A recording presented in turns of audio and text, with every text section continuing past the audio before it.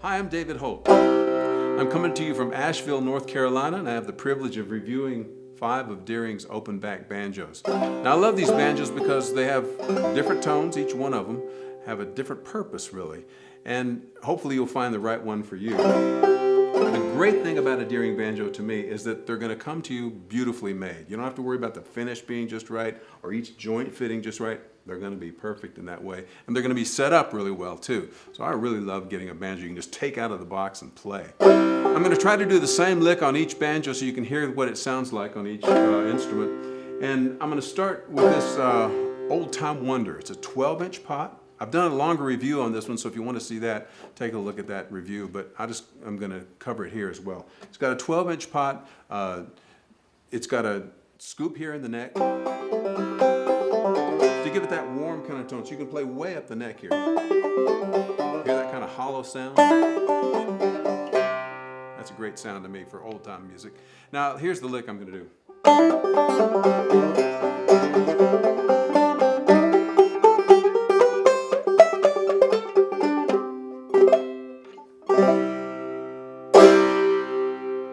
The very end, I'm going to do a kind of a hard brush on all the strings so you can hear the power of the instrument.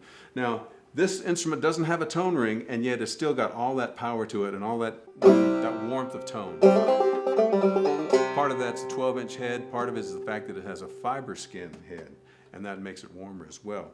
The other banjo that's very similar to this one is the Little Wonder 12-inch.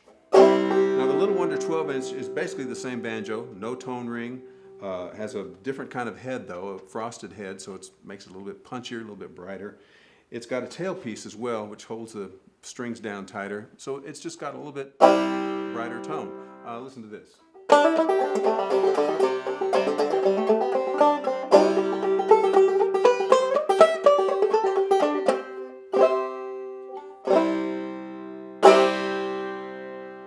That's really, I'd have a hard time choosing between those two. I love those two.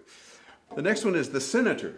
It's a fine banjo, 11-inch pot, and it's got a brass tone ring in it, so that's going to make it a little bit brighter for you. The Renaissance head's going to make it a little bit brighter, and the 11-inch head is going to make it maybe just a little more focused. It's only 6 pounds. Now, these other 2 banjos were even lighter. They were just 5 pounds. So if weight is a consideration for you, you want to look at these 3. So here's the lick.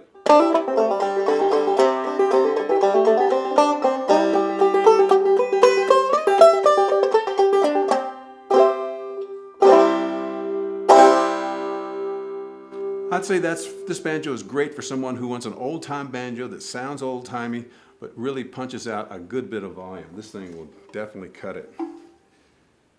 Now, the next banjo has a beautiful inlay. It is the Eagle II. Now, this is a 9-pound banjo, so it's a good bit of banjo here. But all that weight is coming from the tone ring, and the tone ring is what they call a 2010 brass tone ring. And so that brass is a little bit softer than bronze, so it's got it emphasizes the mid-range. It's very clear. Listen to that. Here's the lick.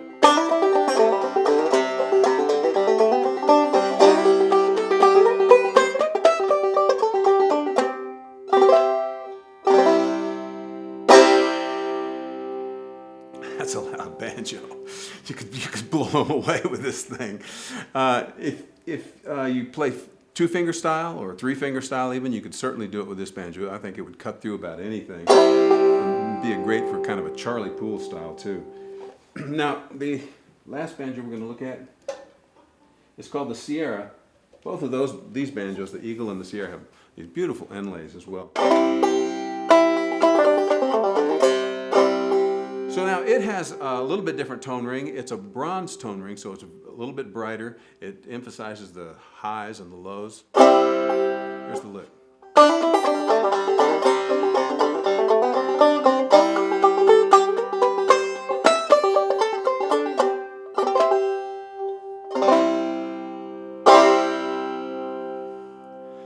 hope you can tell from the video that all these banjos sound quite different, and you want to find the one that suits the kind of music you're going to do, but I don't think you can go wrong with any of these.